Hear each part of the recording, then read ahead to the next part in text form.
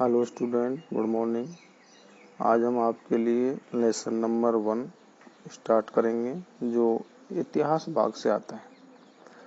Lesson का नाम है स्वर्णिम भारत प्रारंभ से 1206 ईस्वी तक, यानी शुरुआत से लेकर और 1206 ईस्वी तक की जो घटनाएं इस भाग में हम या इस लेसन में हम पढ़ेंगे। देखिए, सबसे पहले हम इस लेसन से छोटे प्रश्नों को लिया है, अति लघुत्रात्मक प्रश्नों को। प्रश्न 1, भारत प्राचीन समय में क्या कहलाता था?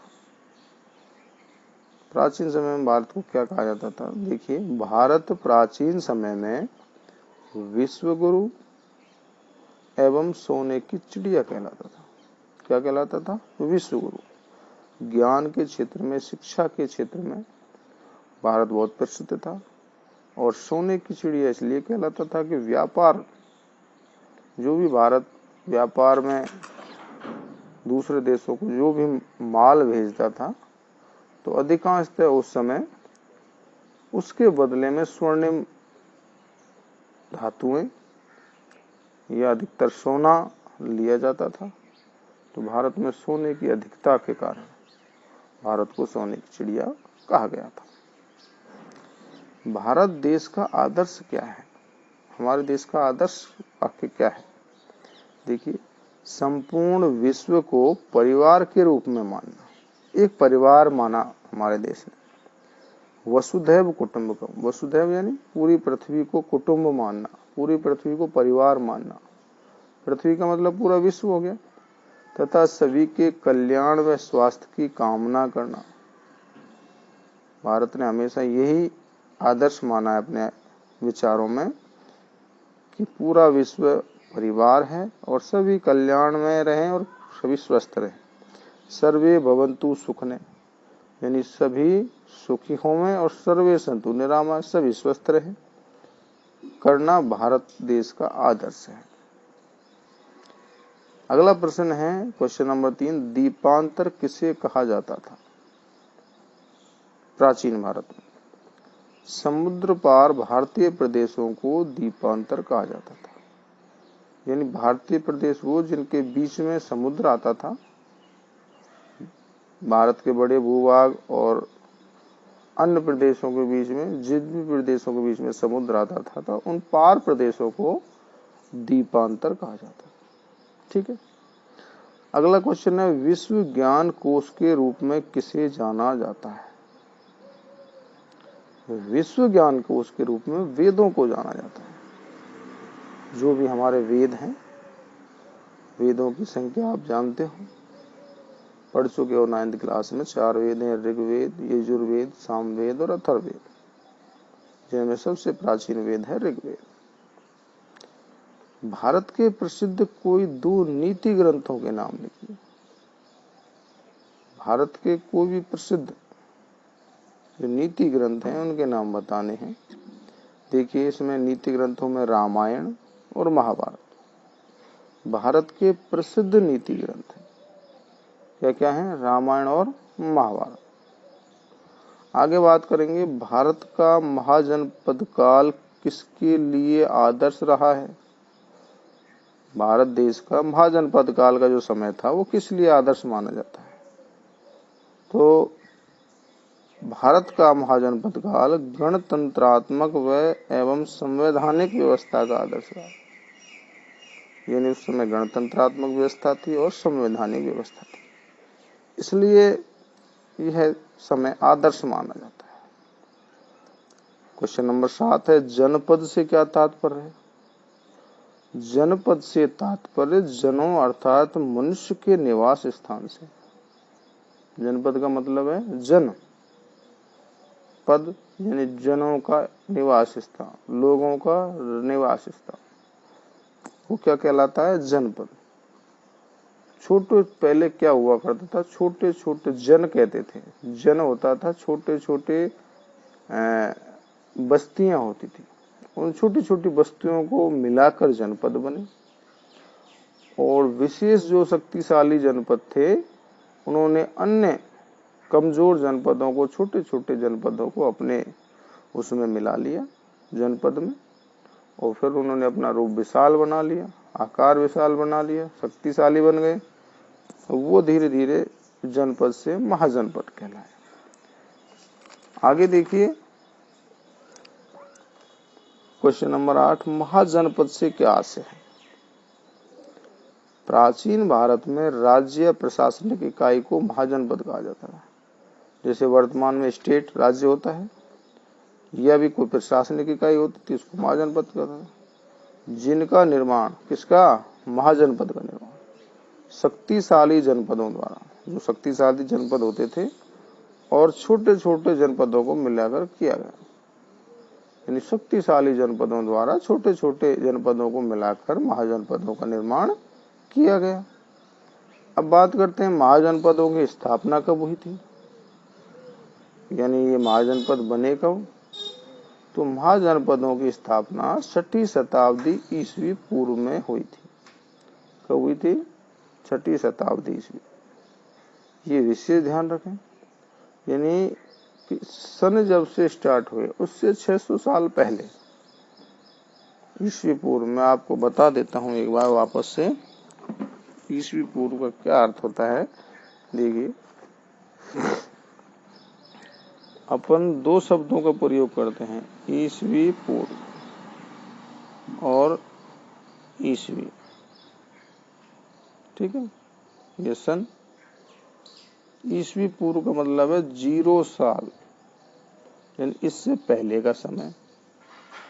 और इसके बाद जैसे अब 2020 हो गया, यानी जब से 0 साल स्टार्ट हुआ, हम ईसा मसीह के जन्म को, ईसा मसीह के जन्म को 0 साल से स्टार्ट मानते हैं।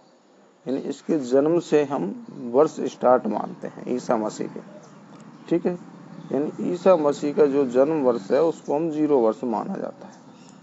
तो 0 से 100, ये 2020 वर्ष अब जो चल रहा है, तो ये तो 0 से लेकर 2020। अब इससे भी जो पहले का समय था, यानी 0 से भी जो पहले का समय, उसको हम ईस्वी पूर्व बोलते हैं। क्या बोलते हैं? ईस्वी पूर्व। यानी इससे 600 ईस्वी पूर्व, यानी 600 साल पहले, 0 से भी 600 साल पहले, यानी कि ये 600 साल इसमें क्या हो जाएंगे? जुड़ जाएंगे। यानी 2620 साल पहले की बात है आज से। तो ये विशेष ध्यान, ईस्वी होता है 0 से जो पहले, ईस्वी पूर्व को ये विशेष ध्यान रखना है, ठीक है। तो ईस्वी पूर्व कहते हैं इसको। अब आगे बात करेंगे, देखिए क्वेश्चन पाएंगे हम वापस, यानी महाजनपदों की स्थापना कब हुई थी? महाजनपदों की स्थापना 6ठी शताब्दी ईस्वी पूर्व में हुई थी। अब बात करेंगे प्रश्न नंबर 10 की, किस बौद्ध ग्रंथ के अनुसार भारत में 16 महाजनपद विद्यमान थे? किस बौद्ध ग्रंथ में ये बात कही गई? बौद्ध धर्म के बौद्ध ग्रंथ अगंतुर निकाय के अनुसार। कौन सा ग्रंथ था? अगंतुर निकाय। ये विशेष ध्यान रखेंगे। अगंतुर निकाय के अनुसार भारत में 16 महाजनपद विद्यमान थे। यह बौद्ध ग्रंथ अगंतुर निकाय में बताया गया है कि उस समय कितने महाजनपद थे? 16। अगला है 11, 6ठी शताब्दी ईस्वी पूर्व स्थापित भारत के 16 महाजनपदों के नाम व उनकी राजधानी। मैंने इस क्वेश्चन को थोड़ा बड़ा किया है क्योंकि 16 महाजनपदों के नाम और उसकी राजधानी किसी का भी पूछा जा सकता है। जिस प्रकार से मैं आपको बता दूं, बोर्ड परीक्षा में प्रश्न पूछा जा चुका है 2019 में, किन्हीं 2 महाजनपदों के नाम लिखिए। RBSC 2019 की बोर्ड परीक्षा में प्रश्न पूछा जा चुका है। तो अपन को इसमें से कोई भी 2 महाजनपदों के नाम लिखने, मैंने 16 के लिख दिए, आपको जो याद रह जाए। कोई भी 2 की राजधानी पूछ सकता है, कोई 2 नाम पूछ सकता है। तो ये विशेष ध्यान रखें, इसलिए मैंने आपके लिए 16 महाजनपद और उनकी राजधानियां बताई हैं। देखो 6ठी शताब्दी ईस्वी पूर्व स्थापित भारत के 16 महाजनपदों में उनकी राजधानी निम्न है। यही पूछा जा सकता है 16 महाजनपदों की स्थापना कब हुई थी? 6ठी शताब्दी पूर्व। ये भी ध्यान रखें। देखिए महाजनपदों और उनकी राजधानी के बारे में बात करेंगे। पहली है काशी, जो मध्य प्रदेश क्षेत्र में थी। वाराणसी राजधानी, उत्तर प्रदेश, इसकी राजधानी वाराणसी। उत्तर प्रदेश और मध्य प्रदेश का जो क्षेत्र था उसमें काशी महाजनपद था। अब बात करेंगे कुरु, जो दिल्ली के आसपास का क्षेत्र था, जिसकी राजधानी इंद्रप्रस्थ थी। अंग, वो बिहार के आसपास का क्षेत्र था, बिहार झारखंड। चंपा, मगध, उत्तर प्रदेश। राजगृह, गिरिवज्र, राजधानी थी, उत्तर प्रदेश और बिहार का क्षेत्र था। वज्जी महाजनपद, विंध्य और मिथिला। आपको ध्यान होगा माता सीता मिथिला नरेश की पुत्री थी। किसकी थी? मिथिला नरेश की। तो वो कहाँ के राजा थे? मिथिला के। जनक जो राजा थे कहाँ के थे? मिथिला के थे। आपने रामायण में देखा होगा।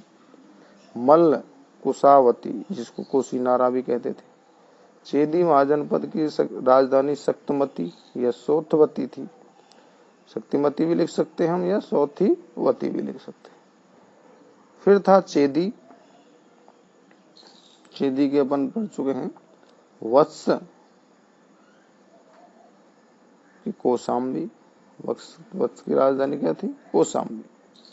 कौशल, कौशल नरेश, भगवान रामचंद्र दशरथ, इनकी जो राज्य था उसको कौशल कहा जाता था। क्या कहा जाता था? कौशल, कौशल नरेश। अयोध्या जिसको हम कहते थे वर्तमान में। तो बुद्ध काल में दो भाग थे। उत्तरी भाग की राजधानी तो साकेत थी और दक्षिण भाग की राजधानी श्रावत थी बुद्ध काल में। ठीक है, आगे बात करेंगे हम पांचाल। उत्तरी पांचाल की राजधानी अहिच्छत्र थी। ये विषय ध्यान से लिखें, ये लिखना है अहिच्छत्र। दक्षिण पांचाल की राजधानी काम्पिल्य थी। क्या थी? काम्पिल्य। ये दो भागों में थे, उत्तरी पांचाल और दक्षिणी पांचाल। तो उत्तरी पांचाल यानी बुद्ध काल में ये दो भागों में बटी हुई थी महाजनपद। उत्तरी पांचाल की राजधानी अहिच्छत्र थी और दक्षिण पांचाल की राजधानी काम्पिल्य थी। मत्स्य, ये हमारे राजस्थान में था, इसे ध्यान रखें। राजस्थान में एक महाजनपद, 16 महाजनपदों में मत्स्य, जिसकी राजधानी विराटनगर, जो हमारे जयपुर और अलवर के बीच में पड़ता है, विराटनगर। सूरसेन, मथुरा, ये पूछा जा चुका है। आरबीएससी 2019 की सप्लीमेंट्री एग्जाम में यह प्रश्न पूछा जा चुका है कि सूरसेन की राजधानी क्या थी? सूरसेन महाजनपद की राजधानी, प्रश्न क्या था? सूरसेन महाजनपद की राजधानी क्या थी? क्या थी? मथुरा या मैथुरा या सूरसेनोई, सूरसेनाई, कोई भी नाम लिख सकते हैं हम इसमें से। मथुरा भी लिख सकते हैं, मैथुरा भी लिख सकते हैं, सूरसेनाई भी लिख सकते हैं। तीनों में से एक नाम लिख सकते हैं। ठीक है। अशक, पोतन या पाटेली थी। अवंती, अवंती की भी दो भाग थे उस समय बौद्ध काल में। उत्तरी अवंती की राजधानी उज्जैनी थी और दक्षिणी अवंती की राजधानी महिष्मती थी। गांधार, जो वर्तमान में पाकिस्तान क्षेत्र में है, गांधार, इसकी राजधानी तक्षशिला थी। कंबोज, जो वर्तमान में कंबोडिया देश में है, इसकी राजधानी राजपुर या हाटक थी। तो ये विषय ध्यान रखें, ये हमारे 16 महाजनपद और इनकी राजधानी है। तो किसी भी महाजनपद, कोई भी दो जनपदों के नाम, जैसे 2019 में पूछा जा चुका है, तो इसमें आप कोई भी दो जनपदों के, महाजनपदों के नाम लिख सकते हैं। कोई भी 16 में से दो के नाम लिखने हैं। और किसी की भी आपको राजधानी पूछ ले, जैसे सप्लीमेंट्री 2019 में पूछा जा चुका है सूरसेन महाजनपद की राजधानी क्या थी, तो उसमें केवल एक लाइन का उत्तर है सूरसेन महाजनपद की राजधानी मथुरा या मैथुरा या सूरसेनाई थी। ठीक है, आगे बात करेंगे क्वेश्चन नंबर 12 में। 16 महाजनपदों में कितने प्रकार के राज्य थे? 16 महाजनपदों में दो प्रकार के राज्य थे, राजतंत्र और गणतंत्र, यानी राजाओं का शासन, और गणतंत्र यानी जनता के चुने हुए प्रतिनिधि, गणतंत्र। तो दो प्रकार का राज था। अगला क्वेश्चन है राजस्थान के प्रमुख जनपदों या महाजनपदों। देखो, राजस्थान के प्रमुख जनपदों या महाजनपदों के नाम लिखें। यहाँ कंफ्यूज नहीं होना है, जनपद लिख दे या महाजनपद लिख दे तो नाम आपको चार पूछता है, तो राजस्थान में 4 जनपद या महाजनपद थे। जिनमें से 2 तो जनपद थे और 2 महाजनपद थे। आपसे 2 नाम पूछता है राजस्थान के कोई 2 जनपदों के नाम, तो उसमें देखिए जांगल जो जनपद था, मत्स्य महाजनपद था, सूरसेन जो महाजनपद था, सीवी वो जनपद था। यदि अलग अलग पूछ लेता है राजस्थान के 2 जनपदों के नाम, तो आपको जनपद में 2 जनपद जांगल और सीवी लिखने हैं। ऐसे पूछ ले राजस्थान के 2 महाजनपदों के नाम, तो मत्स्य और सूरसेन। ठीक है, ये महाजनपद थे 2 और 2 जनपद थे, तो ये विशेष ध्यान रखना। आज के लिए इतना ही, आगे हम आपके लिए कल बताएंगे। थैंक यू, धन्यवाद।